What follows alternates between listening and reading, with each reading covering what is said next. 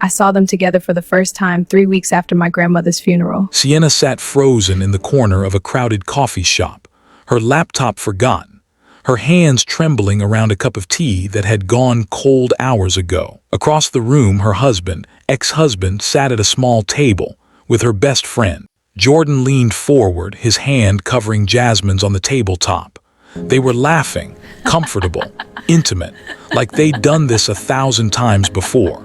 Because they had. Jasmine threw her head back, laughing at something Jordan said, her honey brown hair catching the afternoon light. Her hand squeezed his. He leaned in and kissed her. Not a friendly kiss, a lover's kiss. And Sienna understood in that single devastating moment that this wasn't new. This wasn't a rebound. This wasn't two lonely people finding comfort after her divorce. This had been happening all along. While Sienna sat in hospital rooms watching her grandmother die, while she cried herself to sleep on their living room floor, while she begged Jasmine to answer her calls. They'd been together the whole time. But to understand how I got to that coffee shop, how I discovered that secret, how my grandmother knew this was coming before I did, we need to go back to 3 months earlier, back to the moment everything changed. 3 months after my grandmother died, I sat in a lawyer's office holding an envelope that would explain everything. The lawyer's hands trembled as he slid the envelope across the mahogany desk. "Miss Hayes," he said, his voice barely above a whisper, "before you open this, I need you to understand. Your grandmother made me promise to deliver this exactly 3 months after her passing. Not a day earlier, not a day later." Sienna Hayes stared at the cream-colored envelope. Her name was written across it in her grandmother's elegant cursive, the same handwriting that had filled birthday cards, grocery lists, and the occasional scolding note left on the refrigerator. But before I opened that envelope, before I learned about the money, before I discovered what my grandmother had been hiding, I need to take you back to where this all truly began. Back to 6 months earlier, when my life looked completely different. If you love stories about ordinary people discovering their extraordinary strength, you need to hit that subscribe button right now. Seriously, don't wait. And drop a like on this video because what happens next is going to blow your mind. Now, let me tell you how Sienna Hayes lost everything and found something far more valuable than she ever imagined. 6 months earlier, Sienna's life looked completely different. She lived in a cozy apartment in Philadelphia with her husband, Jordan Hayes. They'd been married for 3 years, 3 years that Sienna thought were happy. Jordan worked in finance, always dressed sharp, always smiling, always talking about their future. Sienna worked as a social worker at an inner-city community center. The pay wasn't great, but she loved it. She loved helping kids with their homework, connecting families with resources, organizing food drives. It made her feel like she was making a difference, even if it was just one family at a time. Her grandmother, Dorothy Bennett, lived 20 minutes away in the same row house where she'd raised Sienna after Sienna's parents died in a car accident when she was 7. Dorothy was a retired postal worker, a strong, no-nonsense black woman who'd worked double shifts to put Sienna through college. She clipped coupons, shopped sales, and never spent money on anything she didn't absolutely need. But she always made sure Sienna had everything: dance lessons, school supplies, a used car for her 16th birthday. Dorothy gave everything she had to make sure Sienna had a chance. "Baby girl," Dorothy would say, sitting at her small kitchen table with her reading glasses perched on her nose, "money isn't everything, but dignity is, character is. Never let anyone make you forget who you are." Sienna visited her grandmother every Sunday. They'd have breakfast together, scrambled eggs, turkey bacon, and toast with butter and grape jelly. They'd talk about everything and nothing. Dorothy would ask about work, about Jordan, about life. Looking back, Sienna realized her grandmother asked a lot of questions about Jordan. "He treating you right?" Dorothy would ask, her dark eyes sharp and knowing. "Of course, Grandma," Sienna would say, though even then she felt a flicker of doubt. Jordan had started staying late at work more often. He'd come home tired, distracted, scrolling through his phone instead of talking to her. When Sienna tried to discuss their finances, student loans, rent, saving for a house, Jordan would wave her off. "Don't worry about it, babe," he'd say. "I've got it handled." But Sienna did worry. She noticed the credit card bills piling up. She noticed Jordan buying expensive watches, designer sneakers, bottles of cologne that cost more than their groceries for a week. "We need to talk about our budget," Sienna said one evening as they sat on the couch. Jordan didn't look up from his phone. "Not now, Sienna, I'm tired." "You're always tired lately." He finally looked at her, his expression cold. "Because I'm working my tail off while you're making $35,000 a year playing social worker." The words hit like a slap. Sienna stared at him, stunned. "Playing social worker? You know what I mean. You're doing charity work while I'm out here actually trying to build wealth. I help people, Jordan, families, kids who don't have." I know. You're changing the world," he said sarcastically. "But you can't change the world if we're broke." Sienna felt tears burning behind her eyes, but she didn't cry. Not in front of him. Not when he was acting like this. She went to bed that night feeling more alone than she'd felt in years. The next morning, Jordan apologized. He brought her coffee in bed, kissed her forehead, and said he was just stressed about work. Sienna wanted to believe him. She wanted things to go back to normal. But deep down, she knew something had shifted. 3 months before Dorothy's death, Sienna's best friend, Jasmine Brooks, started acting strange. Jasmine was a light-skinned black woman with hazel eyes and an infectious laugh. She and Sienna had been friends since college, roommates, sorority sisters, bridesmaids at each other's weddings. They talked every day, shared everything, knew each other's deepest secrets. But lately, Jasmine had been distant. She'd cancel plans at the last minute, avoid Sienna's calls, and give vague excuses about being busy with work. "Are we okay?"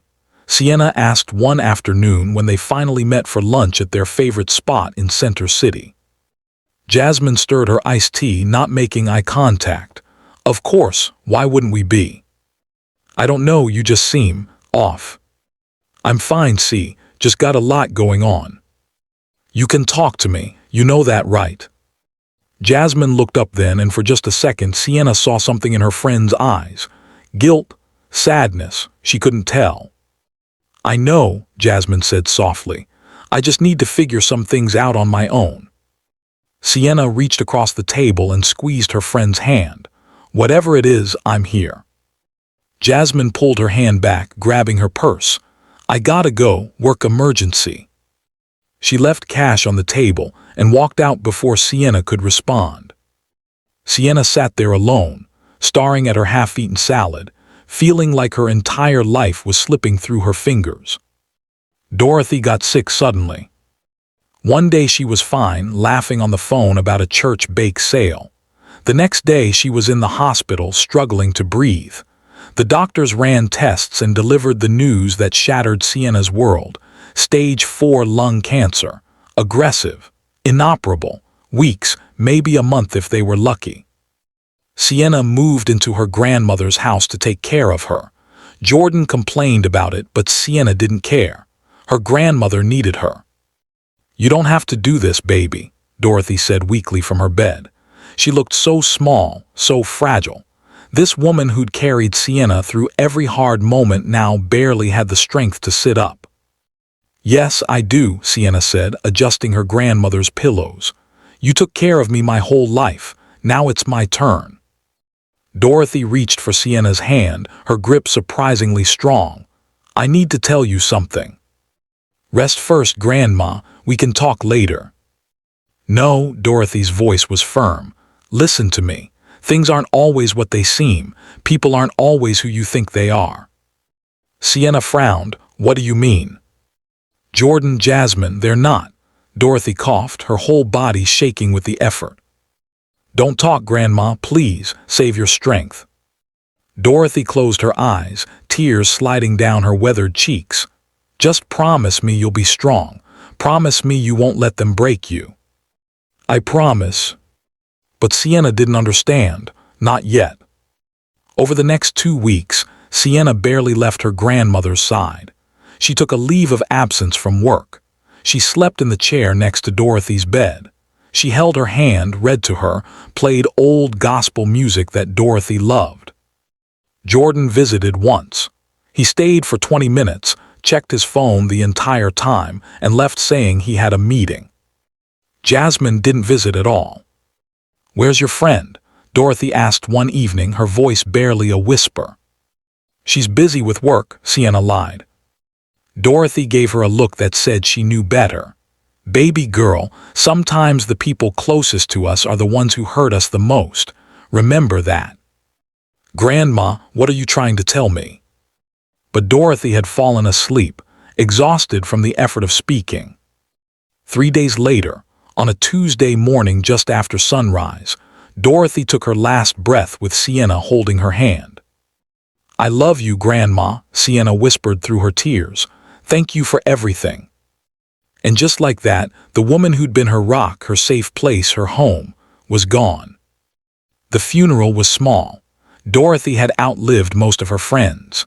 The church was maybe a third full, neighbors, a few people from her old job, members of her prayer group. Jordan sat beside Sienna, checking his phone periodically. Sienna wanted to scream at him, to throw his phone out the window, but she was too numb, too exhausted to fight.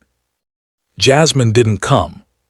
She sent a text, "So sorry, C, can't make it, family emergency, thinking of you." Sienna stared at that text for a long time. Family emergency.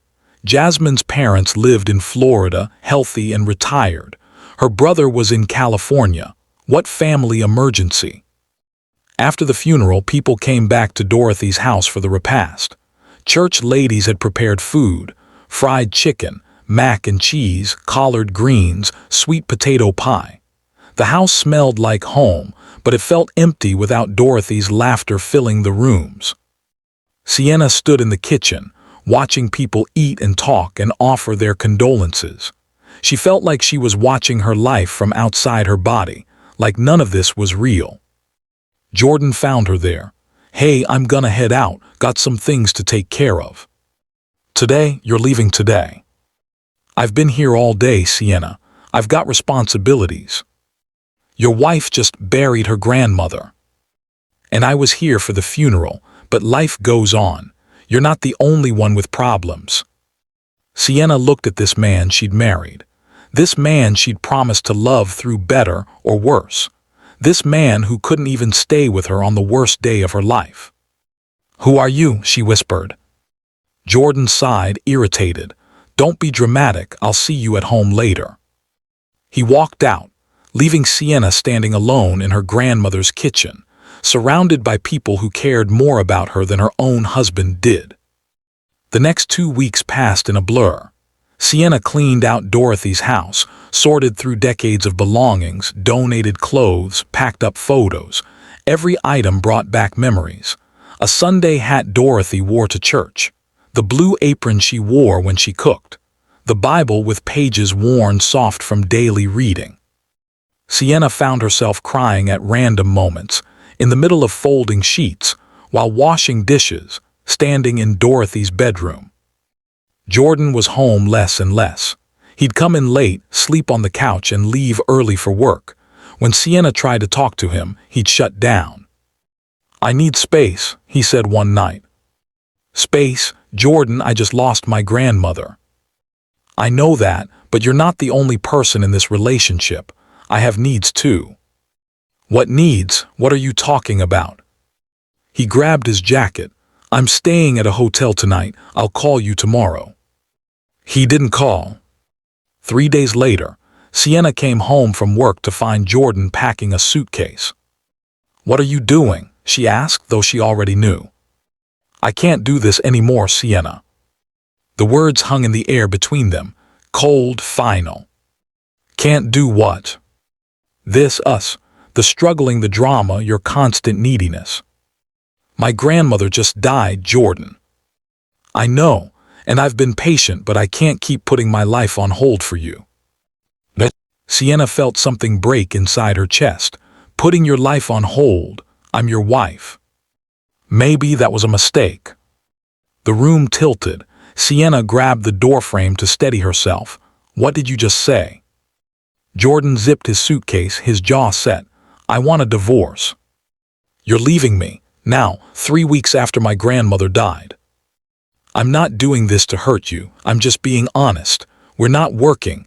We haven't been working for a while. So you're just leaving. My lawyer will be in touch. You can have the apartment. I'll move out my stuff this week. Sienna watched in stunned silence as Jordan walked to the door. He paused, his hand on the doorknob. For what it's worth, I did love you once, he said quietly. Then he was gone. Sienna stood in the middle of her empty apartment, the silence pressing down on her like a physical weight. She sank to the floor, pulled her knees to her chest, and let herself fall apart. She called Jasmine. The phone rang and rang, then went to voicemail. Jazz, please, Sienna sobbed into the phone. Jordan left me, I need you, please call me back. Jasmine didn't call back. Not that night, not the next day, not all week. Sienna was completely, utterly alone.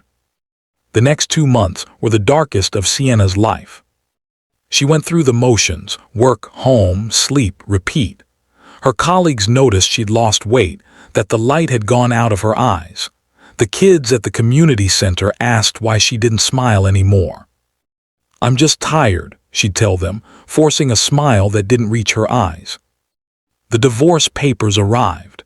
Jordan wanted everything split 50-50, which meant Sienna would have to sell the apartment and start over with almost nothing. Her student loans were still crushing her. Her salary barely covered basics. She tried calling Jasmine again and again. Finally, Jasmine answered. See, I can't talk right now. Jazz, please, I need my friend. Jordan left me, I'm falling apart here. There was a long pause. Sienna could hear traffic in the background, voices. I'm sorry, Sienna, but I think we need some distance. The words were like ice water. Distance, what are you talking about? I can't be in the middle of this. In the middle of what? I'm not asking you to take sides. I just need someone to talk to. I'm sorry, Jasmine's voice cracked. I really am, but I can't do this. The line went dead. Sienna stared at her phone in disbelief. Her husband had left her. Her best friend had abandoned her. Her grandmother was gone. She had never felt so alone in her entire life. That night, Sienna lay in bed, staring at the ceiling, and thought about giving up. Not on life, but on believing things would ever get better. On believing people were good. On believing she mattered. But then she remembered her grandmother's last words. Promise me you won't let them break you. Sienna closed her eyes and whispered into the darkness. I won't, Grandma, I promise. She had no idea that in exactly 3 weeks, everything would change. The letter from Patterson and Associates arrived on a Thursday morning. Sienna almost threw it away, thinking it was another bill, but something made her open it. Inside was a formal request to schedule an appointment regarding Dorothy Bennett's estate. Estate? Her grandmother didn't have an estate. She had a paid-off house and maybe a few thousand in savings. Sienna called the number on the letter. A receptionist answered, professional and polite. I got a letter about my grandmother's estate, Sienna said. Miss Hayes, yes. Mr. Patterson has been waiting for your call. Can you come in tomorrow at 2 p.m.? I guess so, but I don't understand. Mr. Patterson will explain everything. We'll see you tomorrow. The next afternoon, Sienna sat in a leather chair across from Mr. Patterson in his downtown office. The walls were lined with law books. Photos of his family sat on his desk, a wife, 2 grown children, grandchildren.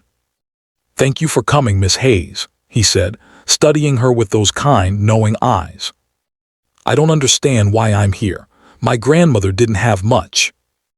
Mr. Patterson opened a file on his desk. Your grandmother was a very private woman. She asked me not to contact you until exactly 3 months after her passing. She was very specific about that timing. Why? She said you'd need to see some things clearly first, that certain people would reveal themselves in the aftermath of her death. Sienna felt a chill run down her spine.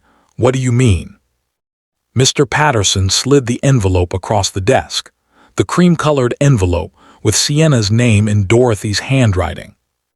Your grandmother left you a letter, but before you read it, I need to tell you something. Dorothy Bennett was not just a retired postal worker. Sienna frowned. Yes, she was. She worked for the post office for 35 years. She did work there, yes, but that wasn't her only source of income. Your grandmother was also a very savvy investor. She bought properties in the 70s and 80s when they were cheap. She invested in stocks, bonds, mutual funds. Over 40 years, she built something remarkable. What are you saying? Mr. Patterson leaned forward. Miss Hayes, your grandmother's estate is worth approximately $47 million. The room spun. Sienna gripped the arms of her chair. That's not possible. It's very possible, and it's all yours. Sienna couldn't breathe, couldn't think. Her grandmother, her coupon-clipping, sale-shopping, frugal grandmother, had been a multimillionaire. Why, Sienna whispered, why didn't she tell me? Why did we struggle? You didn't struggle, Mr. Patterson said gently. She made sure you never went without, but she wanted you to understand the value of hard work, the value of character over wealth. She wanted you to become the woman you are before money changed anything. Tears streamed down Sienna's face. I don't understand. Read the letter. She explains everything. With shaking hands, Sienna opened the envelope and pulled out several pages of her grandmother's handwriting. My dearest Sienna, if you're reading this, I'm gone, and you're probably very confused. I know Mr. Patterson just told you about the money, and I can imagine how shocked you are. Let me explain. When your parents died, I made a promise to raise you right. Not rich, but right. I saw too many kids with money grow up entitled, lazy, without character. I didn't want that for you. I wanted you to know what it meant to work hard, to care about others, to find purpose beyond a bank account. So I lived simply and made sure you did too. But baby girl, I was never poor. I was careful. I was patient. And over the years, I built something that would protect you. Now I need to tell you some hard truths. By the time you read this, 3 months will have passed since my death. And in those 3 months, I suspect you've learned some painful lessons about the people in your life. Jordan is not the man you think he is. I saw through him years ago, but you had to see it yourself. Love makes us blind sometimes. I pray he showed his true self before you read this letter. And Jasmine, oh sweet girl, this one hurts, I know, but she's not your friend. She hasn't been for a while. I know things because I saw things. I'm not going to go into details, that's not my place. But I want you to know that I knew. And I wanted you to see it too, without money clouding your judgment. The money is yours now, all of it. But before you do anything, I want you to take time. Grieve. Heal. Think about who you are and who you want to become. Don't use this money for revenge. Don't use it to prove anything to anyone who didn't value you. Use it to build a life that matters. Use it to help people the way you've been doing. Use it to become the woman I always knew you could be. You are stronger than you think, baby girl. You are kinder, smarter, and more capable than you give yourself credit for. Don't let anyone, especially people who didn't deserve you, make you doubt that. There's one more thing. In the safe deposit box at First Liberty Bank, there's information you need to see. Box number 892. Mr. Patterson has the key. What's inside will answer questions you didn't know you had. I love you forever, I'm proud of you, and I'll always be with you. Your grandma, Dorothy. Sienna couldn't stop crying. She clutched the letter to her chest, her grandmother's words washing over her like medicine for wounds she didn't know how to heal. Mr. Patterson handed her a box of tissues and waited patiently. When Sienna finally composed herself, she looked up at him. "The safe deposit box. Can we go there now?" "I was hoping you'd say that." "Are you still watching? Because what Sienna found in that safe deposit box is going to change everything you thought you knew about this story. Make sure you're subscribed because episode 2 is coming and you do not want to miss what happens next. Drop a comment telling me what you think is in that box. I'll be reading them all. Now let's continue. First Liberty Bank was a 10-minute drive from Mr. Patterson's office. The whole way there, Sienna's mind raced. $47 million. Her grandmother had been worth $47 million. How, when, why keep it secret? They walked into the bank together. Mr. Patterson spoke with a manager, and they were escorted to the vault. The safe deposit box was larger than Sienna expected, the size of a small filing cabinet drawer. The manager left them alone in a private room. "Take your time," Mr. Patterson said. "I'll be right outside if you need me." Sienna opened the box with trembling hands. Inside were folders, lots of them. She pulled out the first one and opened it.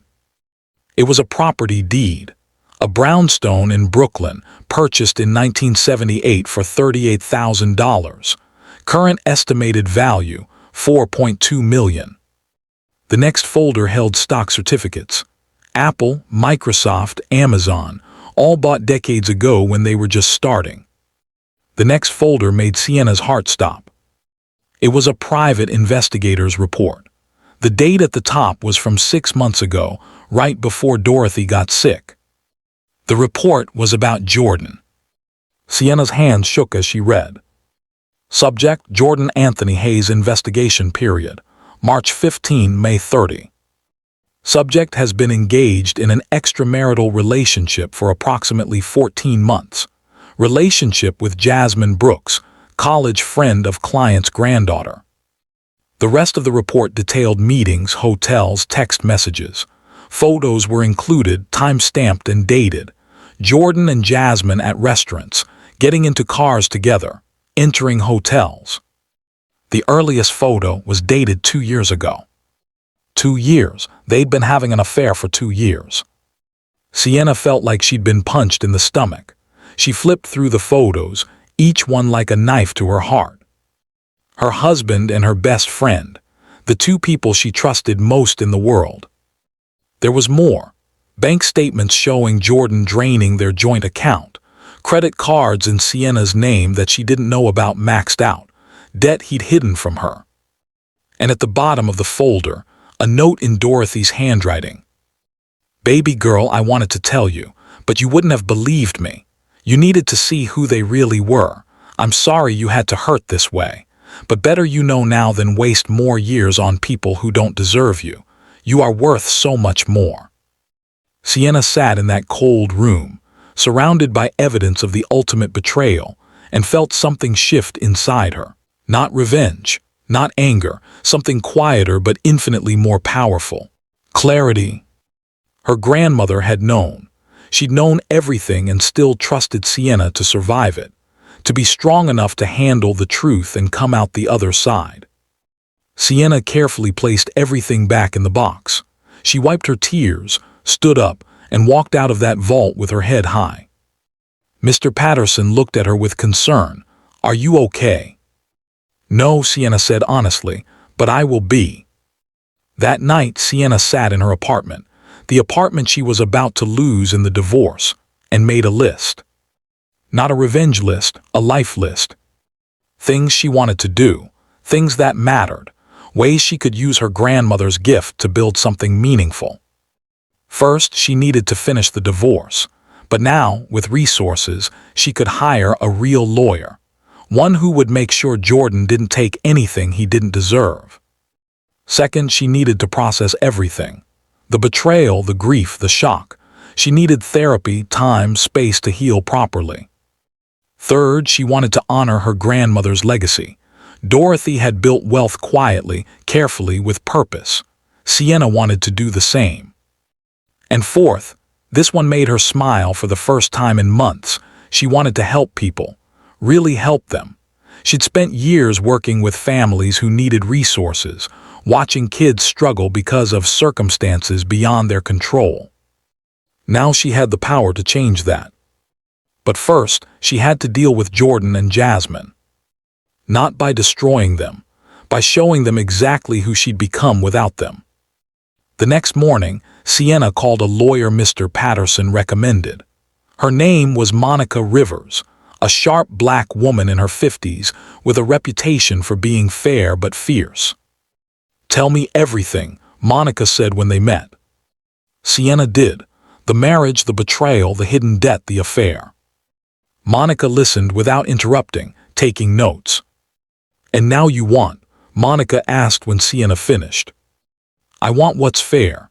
He gets his half of what we built together, but I don't want him getting a cent of what my grandmother left me." "That's easy.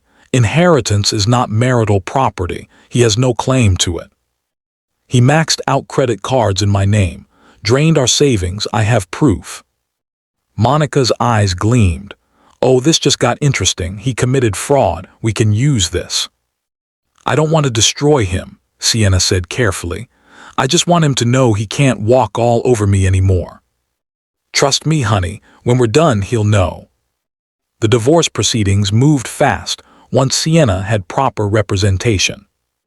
Jordan's lawyer had assumed Sienna would roll over, accept whatever terms Jordan wanted. They were shocked when Monica Rivers showed up with evidence of financial fraud, hidden debt, and demands for full restitution. Jordan had to pay back everything he'd stolen from their joint accounts. The credit card debt he'd racked up in Sienna's name became his sole responsibility. And when the divorce was finalized, Sienna walked away with her share of their assets plus compensation for his fraud. Jordan tried calling her. She didn't answer. He sent texts. "We need to talk. This isn't fair. You've changed. I thought we could do this civilly." Sienna blocked his number. She was done giving energy to people who didn't deserve it. Jasmine, surprisingly, showed up at Sienna's apartment one evening about a month after the divorce was final. Sienna opened the door and just looked at her. This woman who'd been her sister in everything but blood. This woman who'd betrayed her in the worst possible way. "Can I come in?" Jasmine asked, her voice small. "No." "Sienna, please, I need to explain." "There's nothing to explain. You slept with my husband for 2 years while pretending to be my friend." Tears filled Jasmine's eyes. "I never meant to hurt you." "But you did, over and over.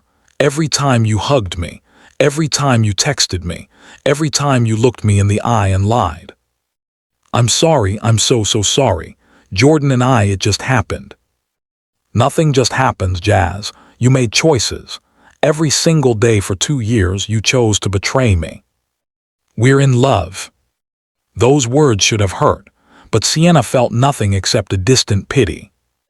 "Then I hope you're very happy together," Sienna said calmly. "I hope it was worth it." "Don't be like this. We've been friends since college." "We were friends," Sienna corrected. "Past tense. You're not that person anymore, and I don't have room in my life for people who aren't real." "So that's it, you're just cutting me off." "You cut yourself off the first time you slept with my husband." Jasmine's face crumpled. "I heard about your grandmother's money. I wanted to say." "Don't," Sienna's voice was sharp. "Don't you dare talk about my grandmother. Don't you dare mention that money.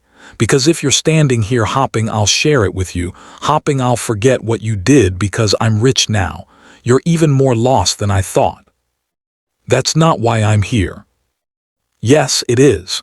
You had 2 years to tell me the truth. You had 100 chances to be a real friend.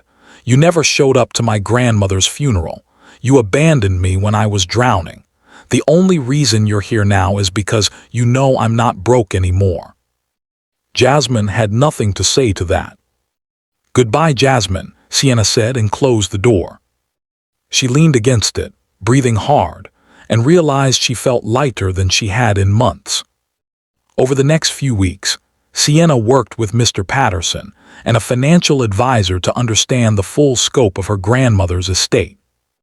It was staggering: properties in 3 cities, stock portfolios that had grown exponentially over decades, bonds, mutual funds, precious metals. Dorothy had been a financial genius, quietly building wealth while living like she had nothing. "Your grandmother was one of the smartest women I've ever met," Mr. Patterson said. "She understood something most people don't. Real wealth isn't about showing off.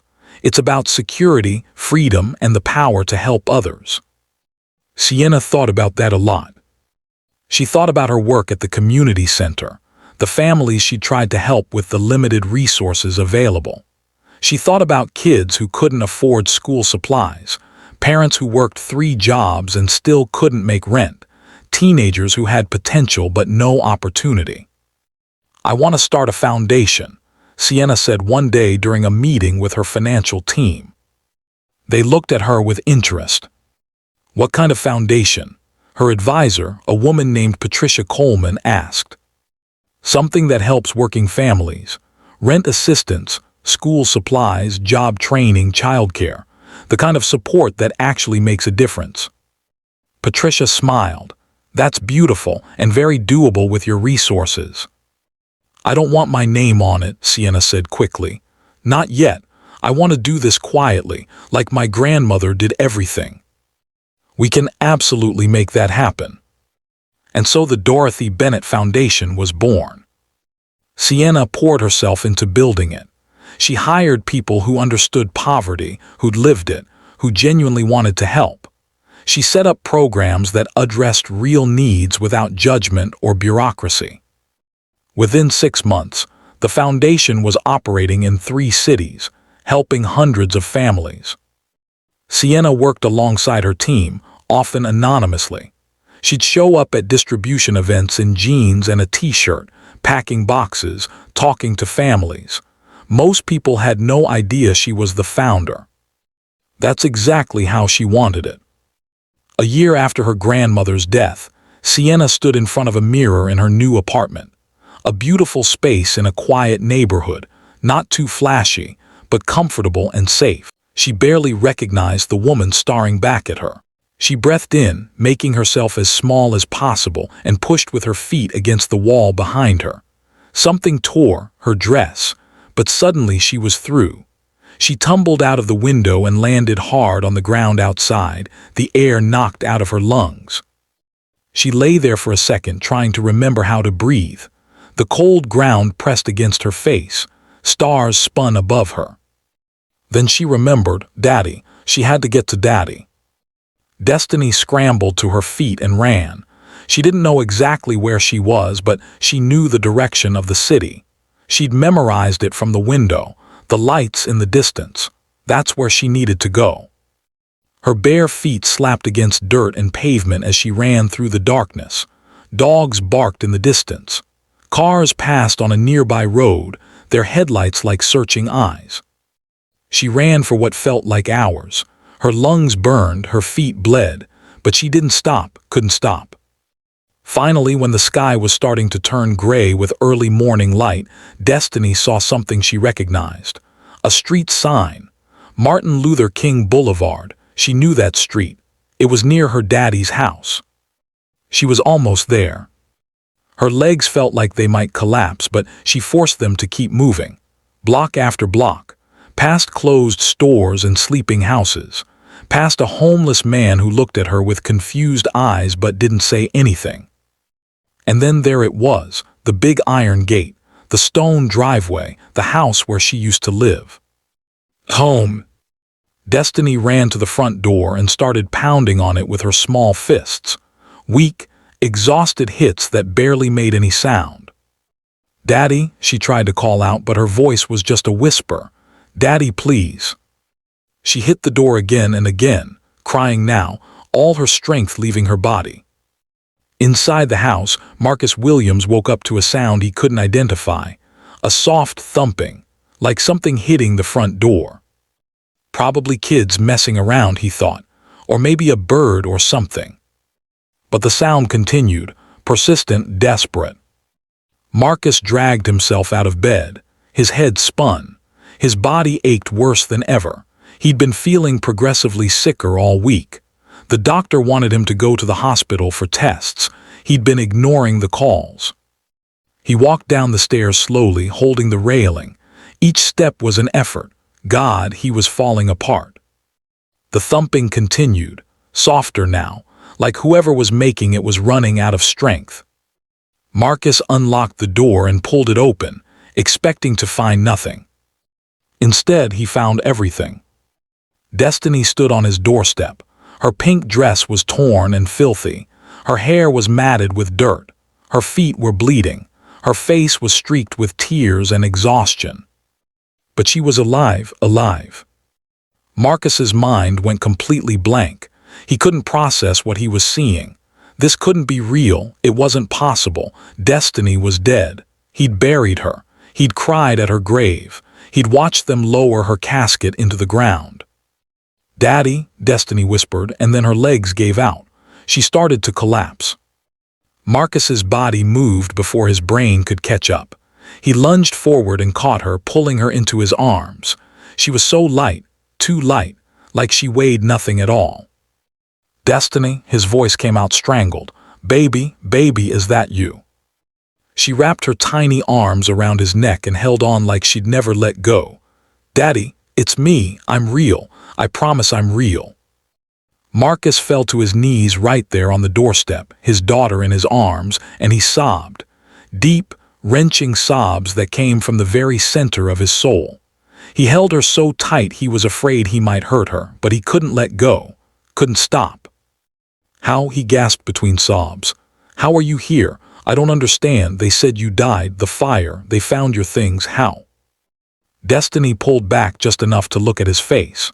Her eyes were huge and serious, and full of things no 2-year-old should ever have to know. "Daddy," she said, and her voice was stronger now. "There was no fire, they lied. Monique and Uncle Terrence, they took me. They've been keeping me locked up. They wanted you to think I was dead." The words hit Marcus like bullets, each one finding its mark. What? He couldn't comprehend it, couldn't make his brain accept what she was saying. No, that's not possible. Monique loves me. Terrence is my brother, they wouldn't. They're poisoning you, Daddy. Silence, the world stopped spinning. What did you say? Tears spilled down Destiny's dirty face. The tea. The special tea Monique makes you every night. It has poison in it. I heard them talking about it. They said your liver is failing. They said in 2 or 3 weeks you'll die, and then they'll get all your money.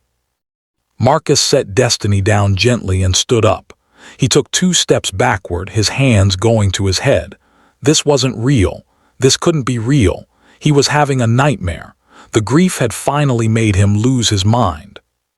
"Daddy, you have to believe me," Destiny said urgently. "They're bad people. They faked the fire. They kept me in a cabin in the woods. They're planning to kill you." Marcus looked at his daughter, really looked at her, at the cuts on her feet, the bruises on her arms, the fear in her eyes, the truth in her face. And suddenly, things started clicking into place. How sick he'd been feeling. How Monique always insisted he drink that tea. How Terrence had been so eager to take over the company. How neither of them seemed that devastated about Destiny's death after the first week. "Oh God," Marcus whispered. "Oh God, it's true." He felt like the ground was opening up beneath him. Everything he thought he knew was a lie. His wife, his brother, his whole reality. Destiny ran to him and grabbed his hand. "Daddy, we have to be careful. If they find out I escaped, if they know I told you." The sound of a car in the driveway made them both freeze.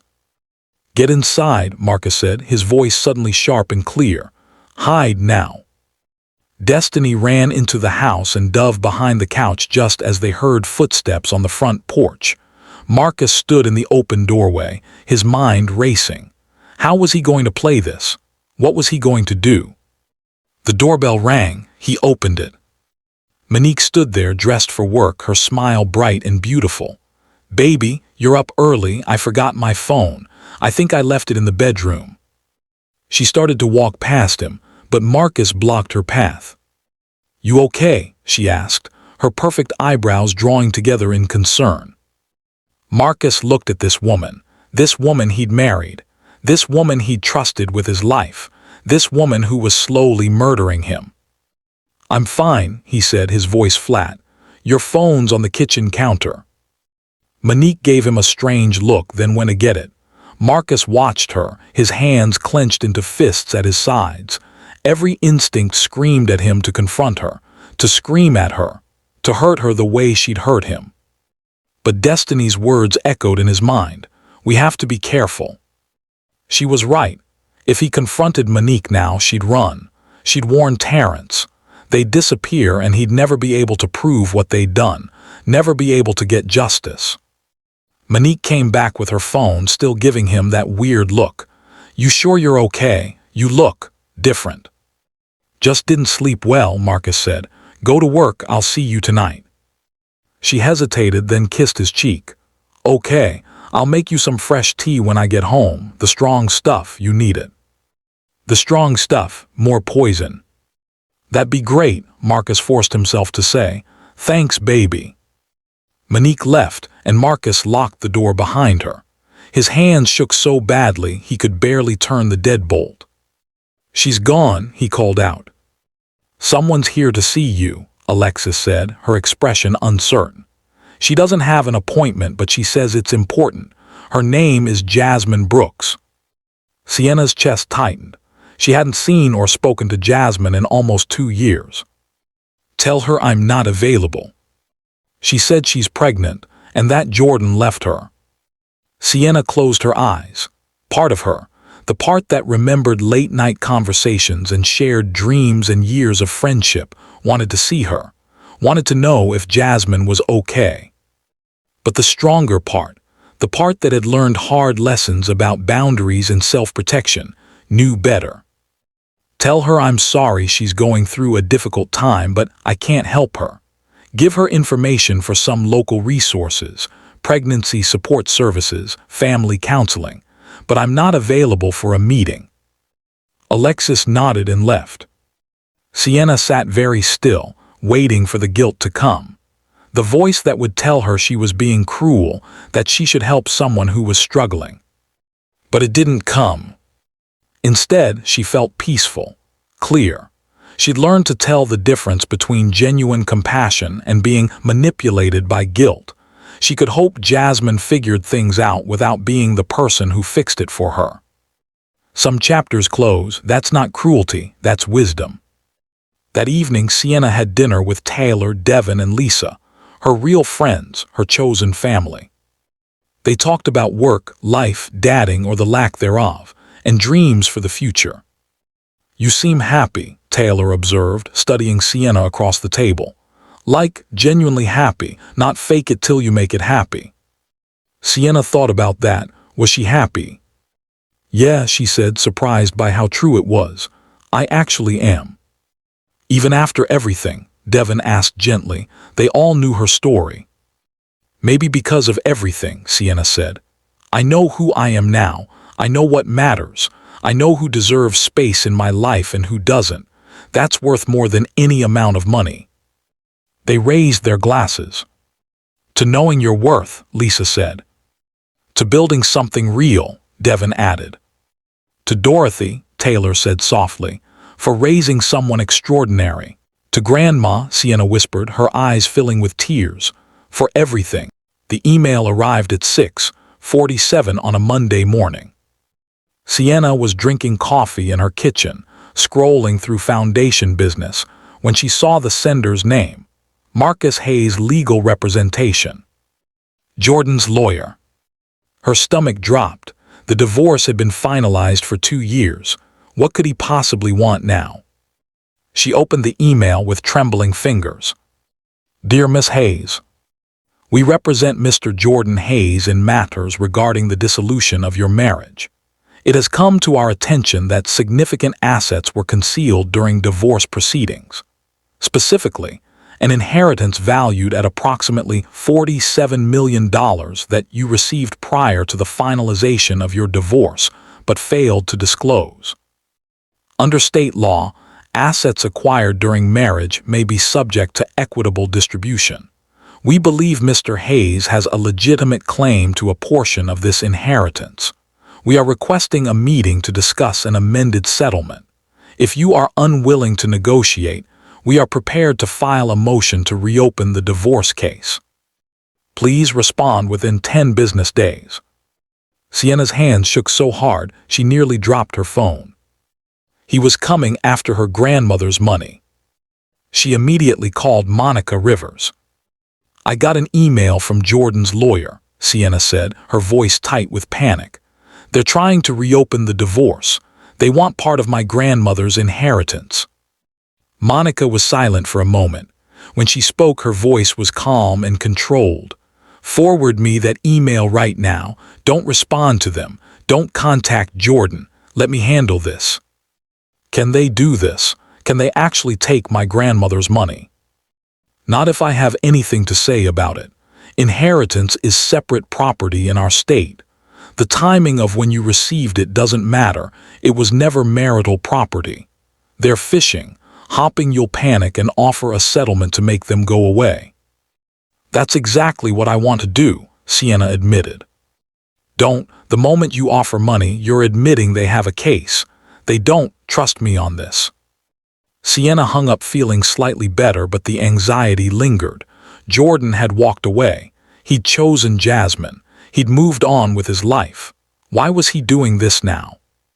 The answer came 3 days later, when Taylor sent her a link to a gossip blog. "You need to see this," Taylor texted. The blog post was titled, "Local Finance Bro Loses Everything After Cheating on Secret Heiress."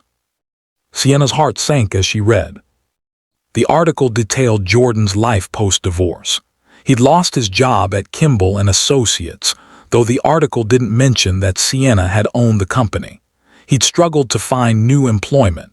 His relationship with Jasmine had imploded spectacularly when she got pregnant and he proposed, only for her to miscarry 2 months later. The stress had destroyed what little they had. According to the article, Jordan was now working as a junior analyst, making a fraction of his previous salary, living in a studio apartment, and drowning in debt from the lifestyle he'd maintained while pretending to be more successful than he was. And then he'd seen the articles about Sienna, about the foundation, about the inheritance. The article quoted an anonymous source close to Jordan saying, "He's kicking himself. He had no idea she came from money. If he'd known, things would have been different." Sienna felt sick reading it. He didn't regret hurting her. He regretted losing access to money he'd never known existed. The legal battle dragged on for 3 months. Jordan's lawyers filed motion after motion, each one more desperate than the last. They argued that Sienna had committed fraud by not disclosing the inheritance.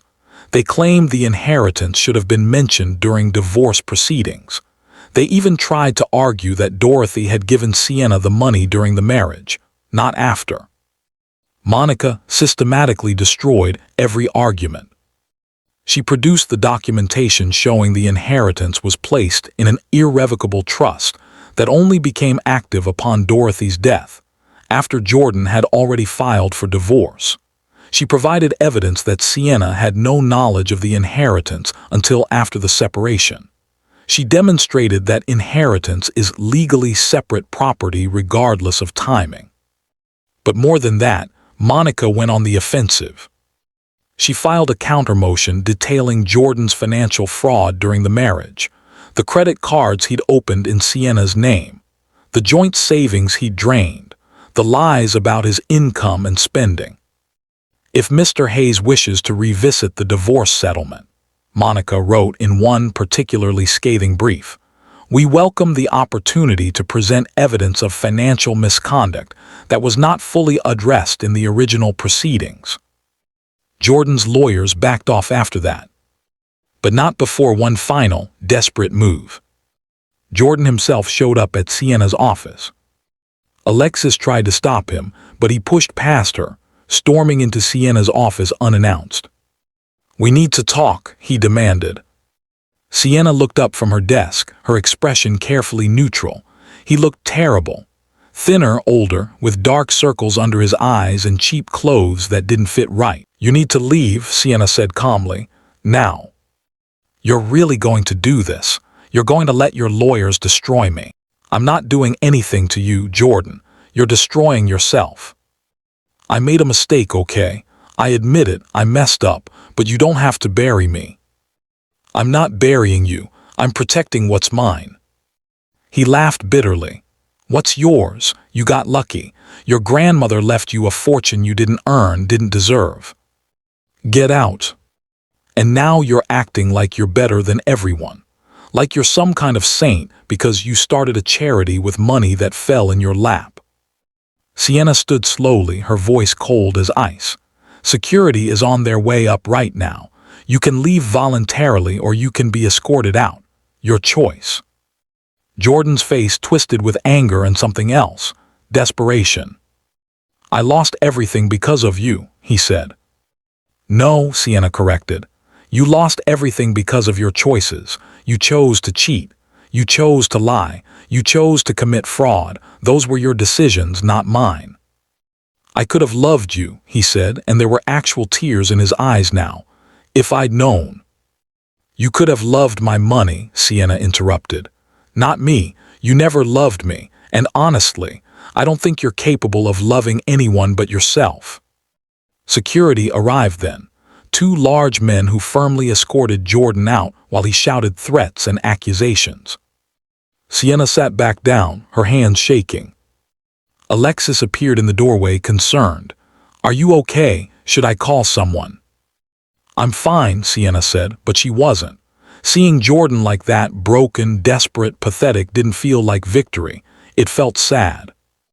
Not sad enough to help him, but sad nonetheless. That night, Sienna couldn't sleep. She kept replaying Jordan's words, "I could have loved you." The implication was clear. She hadn't been worth loving when she was just Sienna, the social worker making $35,000 a year. But add $47 million to the equation, and suddenly she became lovable. The thought made her feel hollow. She called Dr. Brooks, her therapist, even though it was late. "I'm having a hard time," Sienna admitted when Dr. Brooks answered. "Tell me what's going on." Sienna explained everything, Jordan's lawsuit, his appearance at her office, the things he'd said. "And now I'm lying here wondering," Sienna said, her voice breaking. "Wondering if anyone will ever love me for me, or if from now on everyone who meets me will just see dollar signs." "That's a valid fear," Dr. Brooks said gently. "But let me ask you something. Did Jordan's words tonight teach you anything new about him, or did they just confirm what you already knew?" Sienna thought about that. They confirmed it. "Exactly. Jordan showed you who he was 2 years ago when he left you at your lowest point. Tonight was just more evidence of the same character. The question isn't whether Jordan would have loved you if he'd known about the money. The question is, do you want love that's conditional on your bank account? No. Then you already have your answer. The right person will love you, not your money. And until that person shows up, you're better off alone than with someone who only sees your net worth." After they hung up, Sienna felt marginally better, but the fear lingered. Would anyone ever see past the money? The legal battle finally ended when Jordan's lawyers withdrew all motions and issued a formal apology to the court for frivolous litigation. Monica called Sienna with the news. "It's over. He's done. And he's lucky I convinced you not to countersue for harassment." "I just want it to be finished," Sienna said. "It is. He can't come after you again. The case is closed, and if he tries anything else, he'll be held in contempt." Sienna should have felt relieved. Instead, she just felt tired. She threw herself into work. The foundation was expanding into education initiatives. They were piloting a program that provided free tutoring, mental health support, and college prep for underserved students. Sienna visited the sites personally, meeting with students and families. A teenage girl named Aisha told her, "You changed my life. I was gonna drop out, but the tutoring program helped me bring my grades up. Now I got accepted to 3 colleges. These moments reminded Sienna why everything else was worth it. 6 months after the legal battle ended, Sienna was invited to speak at a TED-style conference about social entrepreneurship. She almost said no. She was exhausted from the Jordan situation and wasn't sure she had it in her to be inspirational. But Devin convinced her. People need to hear your story, not the money part, the resilience part, how you turned pain into purpose. So Sienna agreed. The conference was in Boston. As she stood backstage waiting to go on, Sienna felt the familiar flutter of nerves. A man stood nearby, also waiting. He was tall, black, with an athletic build and an easy smile. He wore jeans and a blazer over a plain t-shirt, casual but put together. "First time?" he asked, noticing Sienna's nervous energy. "Second, actually, but it doesn't get easier."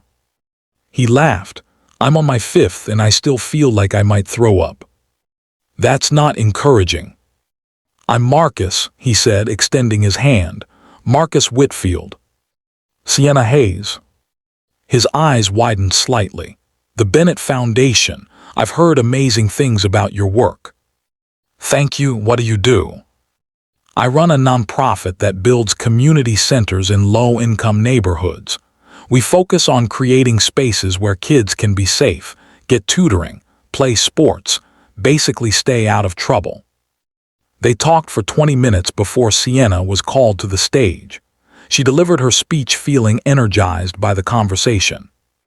When she came off stage, Marcus was waiting. "That was incredible," he said. "You want to grab coffee? I'd love to talk about potential collaboration between our organizations." Sienna hesitated. The last thing she needed was another complication, but something about Marcus felt different, safe, genuine. "Coffee sounds good," she said. They ended up talking for 3 hours at a cafe near the conference center.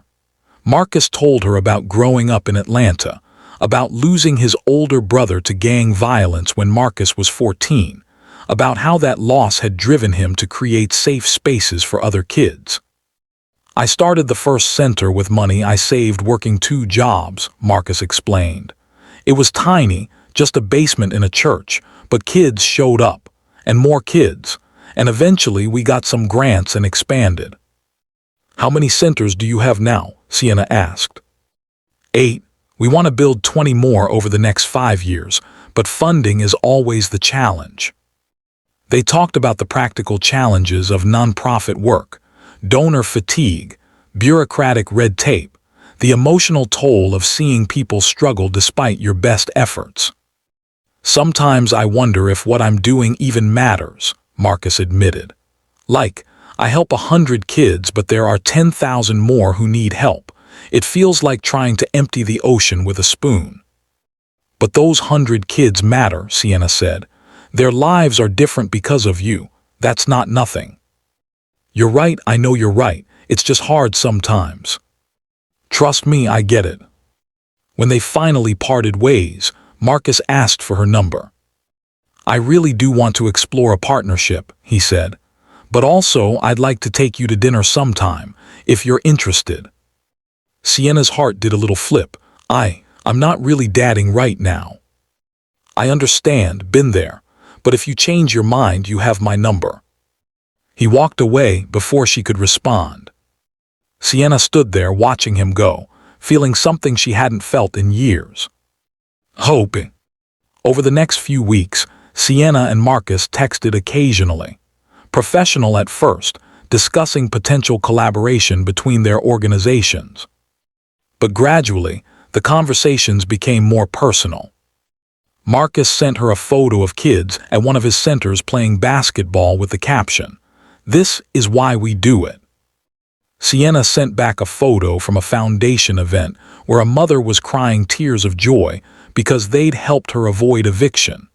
"This is why I can't stop." One evening, Marcus called instead of texting. "I have a confession," he said. "Okay." "I've been trying really hard to keep things professional between us, but I can't stop thinking about you. Sienna's breath caught. Marcus. I know you're not ready, I respect that. But I also think life's too short to pretend I don't feel what I feel, so I'm just putting it out there. Whenever you're ready, if you're ever ready, I'd really like to take you on a proper date. Sienna sat in silence for a long moment. She thought about Jordan, about the betrayal, about the fear that no one would ever see past her money. But Marcus had known about the foundation from the beginning. He knew she had resources, and he'd still treated her like a regular person. He'd shared his struggles, his doubts, his vulnerabilities. Saturday, Sienna said suddenly. What? Take me to dinner on Saturday. She could hear the smile in his voice. Really? Really? But Marcus, I need you to know something. I've been through a lot.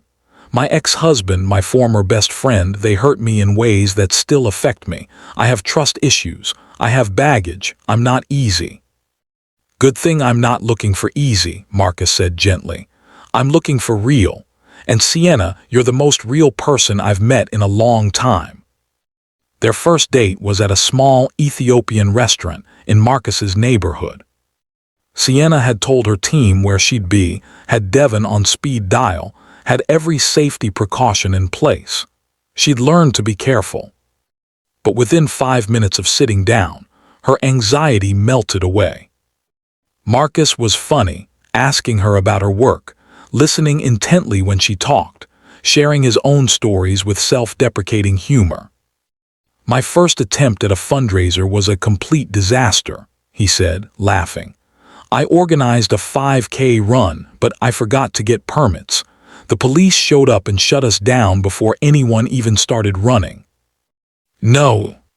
Yes, I had 200 people in running gear, nowhere to run, and I had to refund all their registration fees. Lost $3,000. What did you do? Cried in my car for 20 minutes, then figured out how to get proper permits for next time. They talked about family.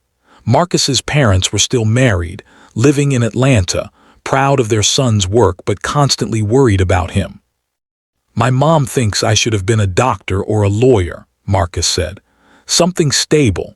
She doesn't understand why I'm wasting my education on nonprofit work. My grandmother understood, Sienna said softly. She always supported me working with underserved communities, even when people told me I was throwing away my degree. She sounds like an amazing woman. She was. Sienna found herself telling Marcus things she rarely shared. About her parents' death, about Dorothy raising her alone, about the complicated gift her grandmother had left behind. Sometimes I wonder if she made the right choice, Sienna admitted. Hiding everything from me. Part of me wishes she'd just told me the truth. But if she had, would you be the person you are now? Sienna considered that, probably not. Then maybe she knew exactly what she was doing. They talked until the restaurant closed. The owner had to gently tell them it was past midnight. I'm so sorry, Sienna said, mortified. The owner, an older Ethiopian woman, just smiled. It's beautiful to see young people really talking. Stay as long as you need. But they left, walking slowly to where Marcus had parked. I had a really good time tonight, Sienna said. Me too. Can we do this again? Yes. Marcus smiled. Good, because I really like you, Sienna Hayes. He didn't try to kiss her. He just hugged her good night, a warm, genuine embrace that felt safe. Sienna drove home, feeling lighter than she had in years. Over the next 3 months, Sienna and Marcus became inseparable. They went to museums, tried new restaurants, took long walks through different neighborhoods. Marcus introduced her to his world, the community centers, the kids who adored him, the volunteers who respected him. Sienna introduced Marcus to her team, her friends, her life. Taylor, Devon, and Lisa all gave their approval. He's good for you, Taylor said after meeting Marcus for the first time. You smile more when he's around. Sienna did smile more. She laughed more. She felt more like herself than she had since before Dorothy got sick. Marcus never treated her differently because of her wealth. When they went out, they split bills or took turns paying. He never asked her for money, never hinted that the foundation should fund his centers, though Sienna eventually offered to partner on a project because it made sense programmatically. "I want to keep our relationship and our work separate," Marcus said when she brought it up. "I don't ever want you to wonder if I'm with you because of what you can do for my organization." "I don't wonder that," Sienna said. "Good, but let's keep clear boundaries anyway, for both our peace of mind." Sienna appreciated that more than he knew. But of course, happiness always comes with complications. 4 months into their relationship, Sienna got a call from an unknown number. "Hello." "Sienna, it's Jasmine." Sienna's blood ran cold. "How did you get this number?" "I need to talk to you, please, it's important." "I have nothing to say to you." "I'm sick, really sick, cancer, stage 3. Sienna felt like she'd been punched. I'm sorry to hear that." "I don't have anyone. My family won't talk to me. Jordan's gone. I'm alone and I'm scared and I know I don't deserve your help, but I don't know who else to call." Every instinct told Sienna to hang up, but she heard the genuine terror in Jasmine's voice. "What do you want from me?" Sienna asked quietly. Can we meet? Just once. I need to apologize properly. I need you to know how sorry I am before it's too late." Sienna closed her eyes. This felt like manipulation. But what if it wasn't? What if Jasmine really was dying? "I'll think about it," Sienna said. "Please, I'm begging you." Sienna hung up without answering. She immediately called Dr. Brooks. "She says she has cancer," Sienna explained. "And part of me thinks she's lying to manipulate me. But what if she's not? What if she's actually dying and I refuse to see her?" "What do you think you owe her?" Dr. Brooks asked. "Nothing. She destroyed our friendship. She betrayed me in the worst way possible." "Then why are you considering this?" Sienna was quiet for a long time. "Because my grandmother taught me that forgiveness isn't about the other person. It's about not carrying poison in your own heart." "That's true, but forgiveness doesn't require you to put yourself in a position to be hurt again. You can forgive someone and still maintain boundaries." "So what do I do? What feels right to you?" Sienna thought about it for days. She talked to Marcus, who listened without judgment. "Whatever you decide, I support you," Marcus said. "But don't do it out of guilt. Do it because it's what you need." Finally, Sienna made her decision. She would meet Jasmine once in a public place with clear boundaries, but she had no idea that this decision would lead to a revelation that would change everything. The coffee shop was crowded and noisy, exactly what Sienna wanted. She arrived 15 minutes early and chose a table in the center of the room where everyone could see them. No dark corners, no privacy, just 2 women having a public conversation. Marcus had offered to come with her, but Sienna declined. "I need to do this alone," she'd said. "Text me when it's over," he'd responded, kissing her forehead. "I'll be waiting." Now, sitting there with her untouched latte growing cold, Sienna watched the door and tried to calm her racing heart. Jasmine arrived at exactly 2 o'clock. Sienna almost didn't recognize her. The vibrant, confident woman who'd once been her best friend had been replaced by someone gaunt and fragile. Jasmine had lost at least 30 pounds. Her skin looked gray. She wore a scarf wrapped around her head, and Sienna realized with a jolt that her hair was gone. She really was sick. Jasmine spotted Sienna and walked over slowly, carefully, like each step required concentration. "Thank you for coming," Jasmine said, her voice barely above a whisper. "Can I sit?" Sienna nodded, not trusting herself to speak. Jasmine sat down with a small grimace of pain. Up close, she looked even worse. Dark circles under her eyes, trembling hands, the unmistakable look of someone fighting a battle they might not win. "You look good," Jasmine said, attempting a smile. "Happy." Thank you. I heard you're seeing someone, Marcus Whitfield, right? I saw photos online. Sienna stiffened. You're keeping tabs on me. No, not like that. I've been following your foundation's work. It's incredible what you're doing, really incredible. Silence stretched between them, heavy and uncomfortable. Finally, Jasmine spoke. I know you don't owe me anything. I know I destroyed our friendship in the worst way possible, but I needed to see you face to face and tell you how deeply, truly sorry I am. Okay, Sienna said neutrally. That's it, just okay. What do you want me to say, Jasmine? That it's fine. That I forgive you and we can be friends again. No, I don't expect that. I need you to understand that what I did haunts me every single day. Good, Sienna said coldly. It should. Jasmine flinched but nodded. You're right, it should. Can I at least explain?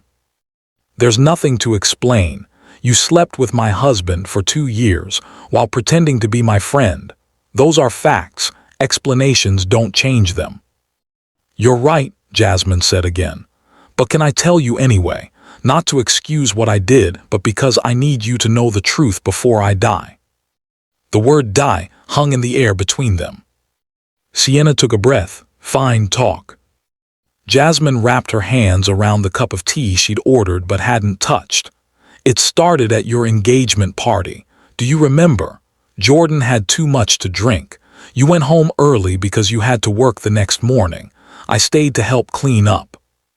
Sienna remembered. She'd been exhausted, training for a new position at the community center.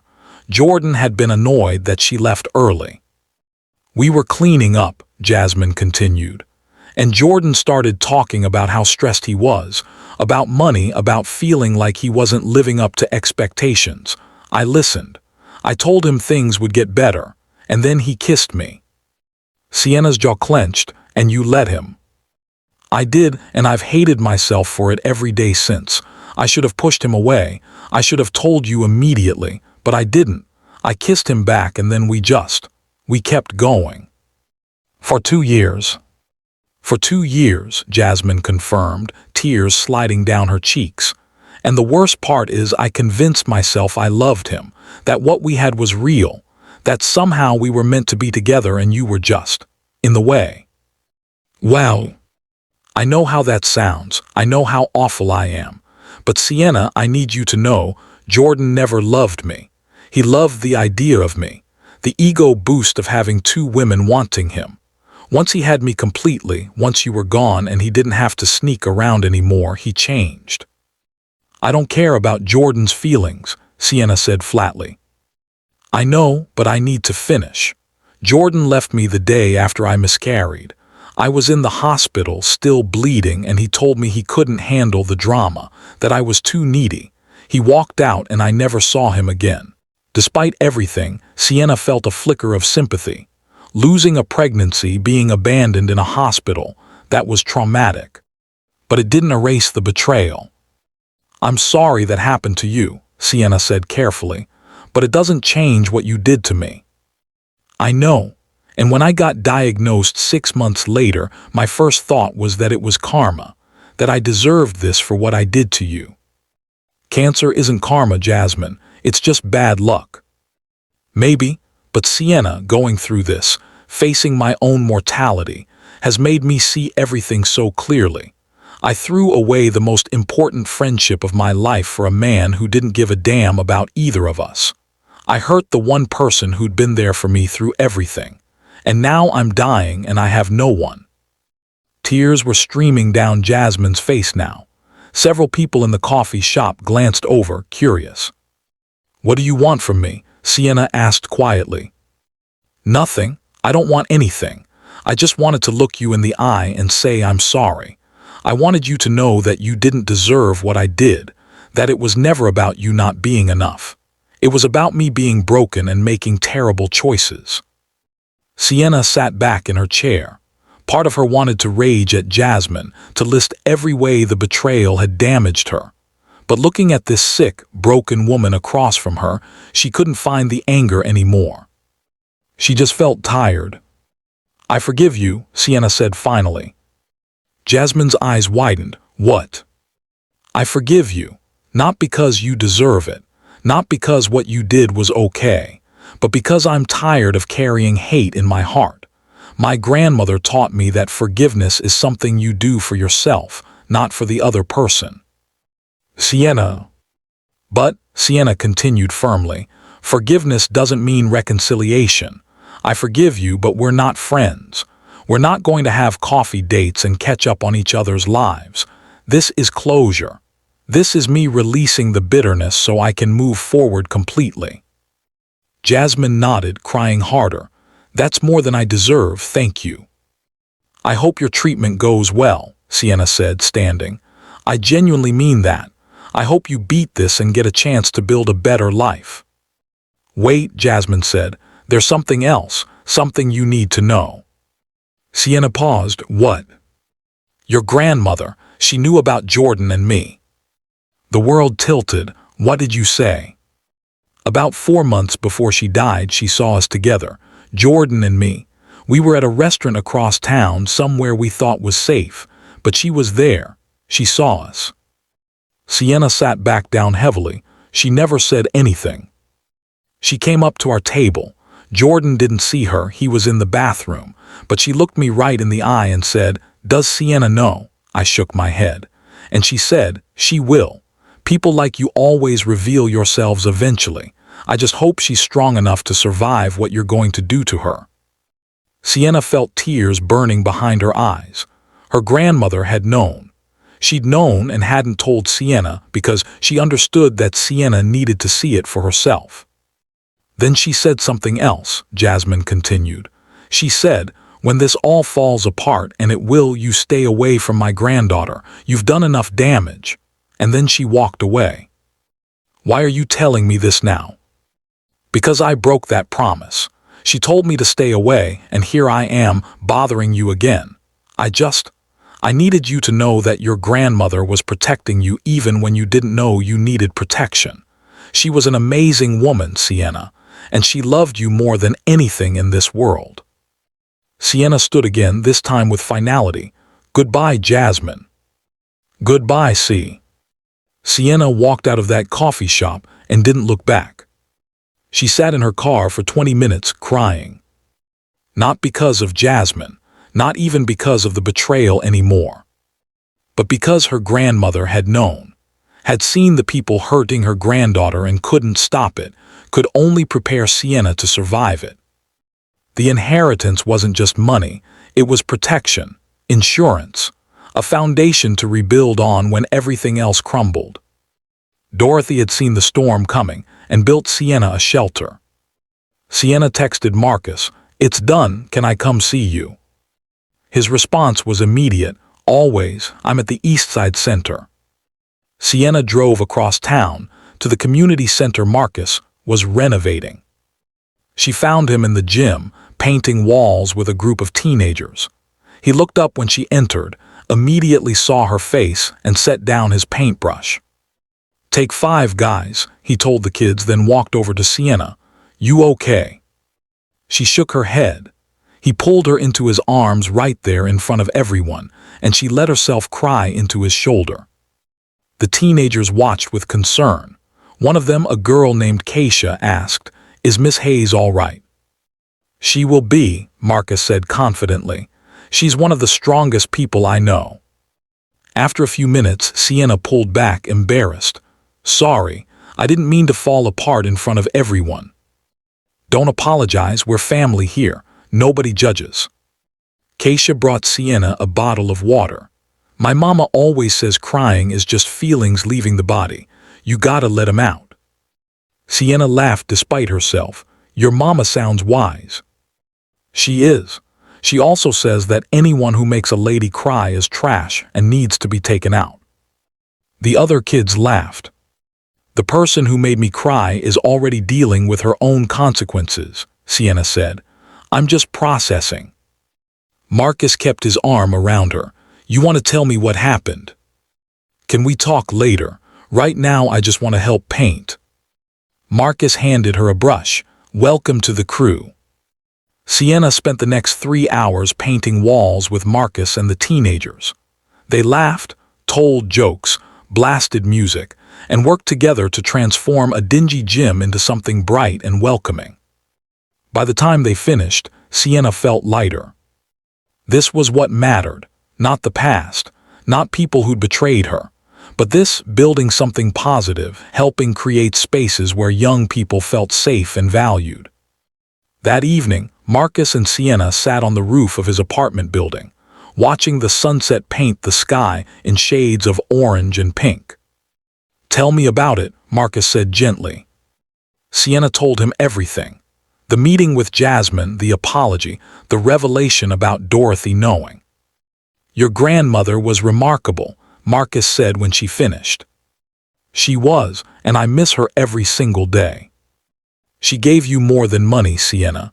She gave you a blueprint for how to survive, how to turn pain into purpose, how to be strong without being hard." "I don't always feel strong." "Strength isn't about never breaking. It's about breaking and putting yourself back together. You've done that. You're doing it right now."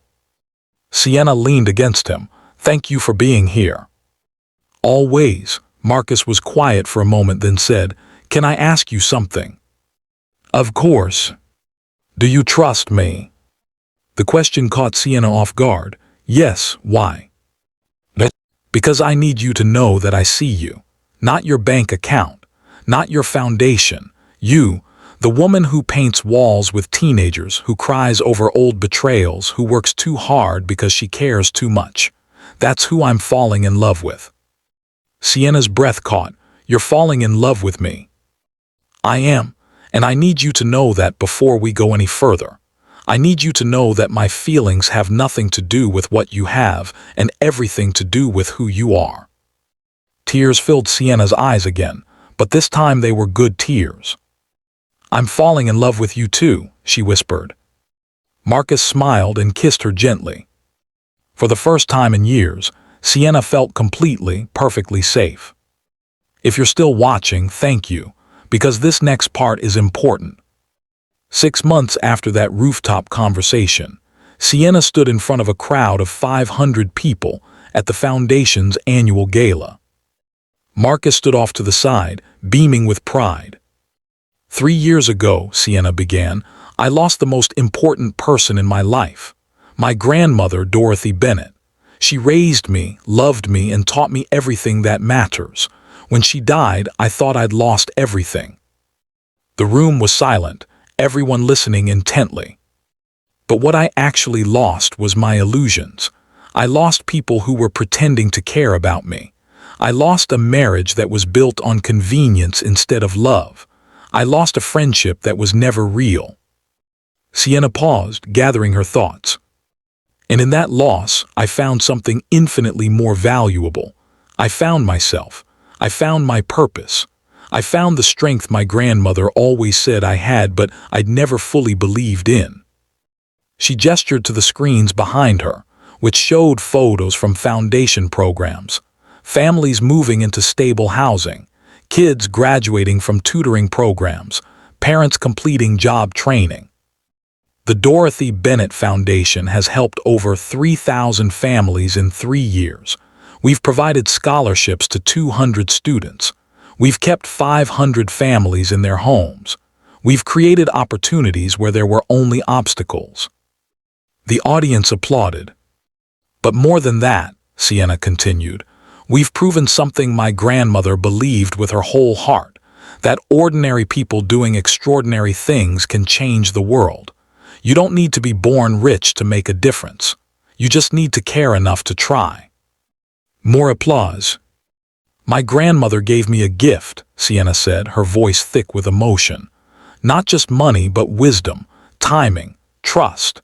She believed I would become someone worthy of her legacy, and every single day I wake up trying to earn that belief." She looked directly at Marcus, who nodded encouragingly. "I've learned some hard lessons these past few years. I've learned that not everyone who smiles at you wishes you well. I've learned that betrayal comes from unexpected places. I've learned that wealth attracts people, but character attracts the right people." The room murmured agreement. I've also learned that forgiveness isn't about the other person. It's about freeing yourself. That you can acknowledge pain without being defined by it. That the best revenge isn't revenge at all. It's building a life so full of purpose that the people who hurt you become irrelevant. Standing ovation. When the applause died down, Sienna smiled. Thank you all for being here tonight. Thank you for supporting this work. And thank you for believing that broken people can heal and build something beautiful. Because that's what this foundation represents. Not just my grandmother's legacy, but proof that pain can become purpose if you're willing to do the work. As she left the stage, Marcus met her with a kiss. I'm so proud of you. Thank you for believing in me. Always. That night, after the gala ended and everyone went home, Sienna stood alone in her apartment, looking at the framed letter from her grandmother that hung on her wall. She read the familiar words again. You are stronger than you know, baby girl. I'm trying, Grandma, Sienna whispered. I'm really trying. Her phone buzzed, a text from an unknown number. Hi, Sienna. This is Jasmine. I just wanted you to know the cancer is in remission. I'm going to make it. Thank you for forgiving me. It gave me permission to forgive myself and fight harder. I wish you nothing but happiness. I won't contact you again, but thank you. Sienna stared at the message for a long moment. Then she typed back, I'm glad you're okay, take care of yourself. She deleted the number after sending it. That chapter was closed. 1 year later, Sienna stood in a very different place. A small church in her old neighborhood, the same church where they'd held Dorothy's funeral. But this time she wore white. Marcus stood at the altar in a sharp suit, his eyes shining with emotion as Sienna walked down the aisle. Her friends, real friends, people who'd loved her at her lowest and celebrated her at her highest, filled the pews. Mr. Patterson walked her down the aisle, the closest thing to family she had left. Your grandmother would be so proud, he whispered as they reached the front. I hope so, Sienna whispered back. The ceremony was simple and beautiful. They wrote their own vows. Sienna, Marcus said, his voice strong and clear, you are the bravest person I know. You've survived things that would break most people, and instead of becoming bitter, you became better. Instead of closing your heart, you opened it wider. I promise to honor that strength, to support your dreams, to be your partner in building a life that matters. I love you, not despite your past, but because every experience made you the incredible woman standing before me. Tears streamed down Sienna's face as she spoke her own vows. Marcus, you taught me that love doesn't have to hurt, that the right person will see you, truly see you, and love what they find. You've shown me that I can trust again, that I can be vulnerable without being foolish, that I can build a future without being haunted by the past. I promise to be your partner in every sense of the word, to support your mission, to laugh with you, cry with you, and build a life with you that would make both our lost loved ones proud. I love you with my whole heart. When the pastor pronounced them husband and wife, the church erupted in celebration. At the reception, held in a community center they'd renovated together, Sienna gave a toast. 3 years ago I was broken, she said, raising her glass. I'd lost my grandmother, my marriage, my best friend. I had every reason to give up, to become cynical, to decide that people weren't worth trusting. She looked at Marcus, who was watching her with so much love it made her chest ache. But I didn't, because my grandmother taught me something crucial, that pain is inevitable, but bitterness is a choice. That you can acknowledge how people hurt you without letting that hurt define your entire life. She looked around the room at all the people who'd supported her. I'm standing here today not because I avoided pain, but because I walked through it, because I did the hard work of healing, because I chose to believe that better things were possible. She raised her glass higher, to second chances, to real love, to building lives that honor the people we've lost, and to my grandmother, Dorothy Bennett, who saw the storm coming and built me a shelter. Grandma, this is all because of you. Everything good in my life exists because you loved me enough to prepare me for the hard times. I hope I'm making you proud. Everyone raised their glasses to Dorothy. 5 years after Dorothy's death, Sienna sat in a nursery, rocking a sleeping baby girl. She and Marcus had named her Dorothy Grace. Dorothy for the grandmother who'd given Sienna everything, Grace for the gift of second chances. Marcus leaned against the doorframe, watching them with a soft smile. "She's perfect," he whispered. "She is," Sienna agreed. "You think your grandmother would approve?"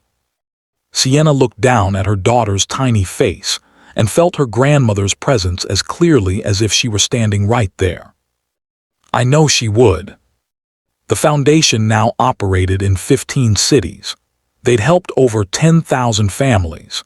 Sienna and Marcus had combined their organizations, creating comprehensive community centers that provided everything from early childhood education to job training to mental health services. They'd built something that would outlast them both.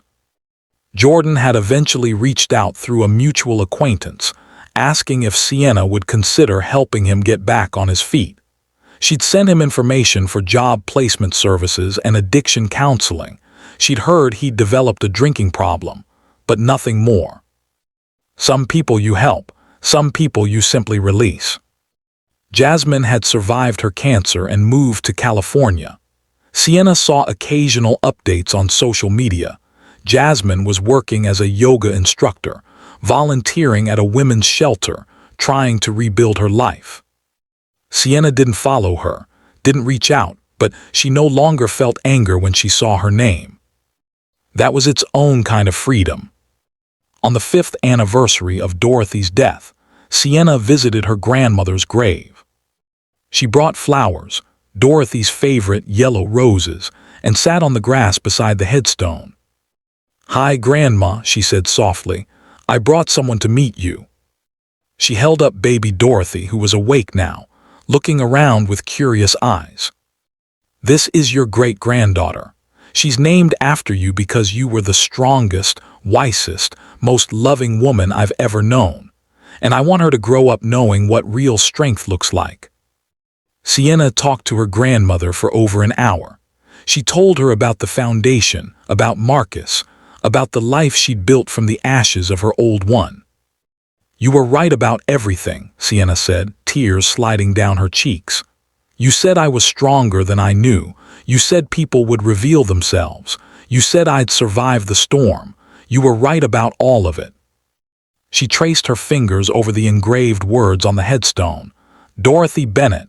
She loved fiercely and lived purposefully. "I'm trying to do the same, Grandma. I'm trying to love fiercely and live purposefully. I hope I'm making you proud." A breeze rustled through the trees, gentle and warm. Sienna smiled through her tears. "I'll take that as a yes." 10 years after Dorothy's death, Sienna stood on a stage at Harvard University, delivering the commencement speech.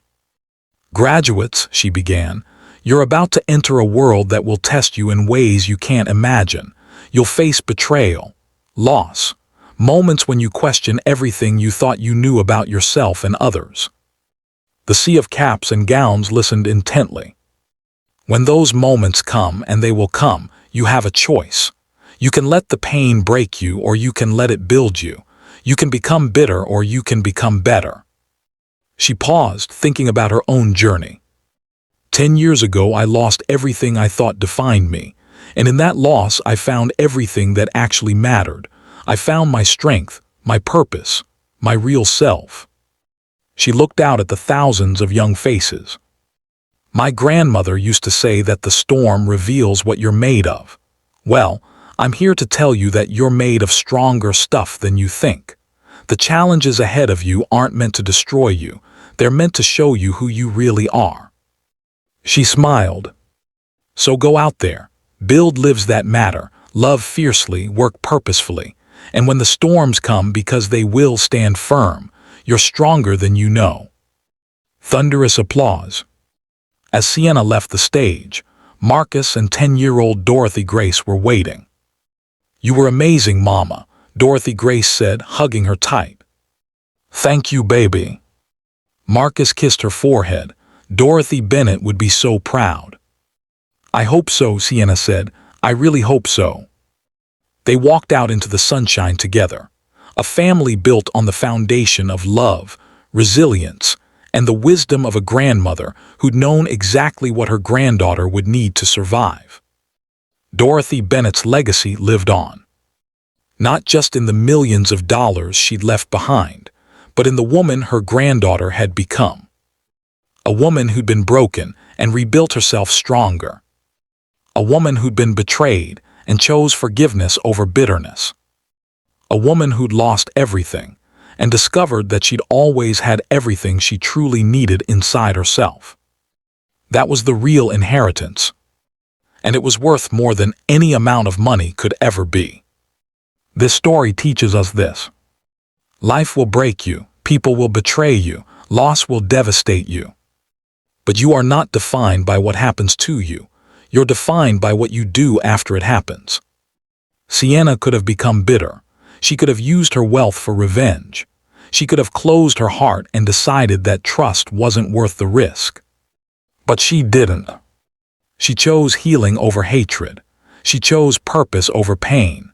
She chose to build a life so full of meaning that the people who'd hurt her became footnotes in her story, not the main plot. That's real strength.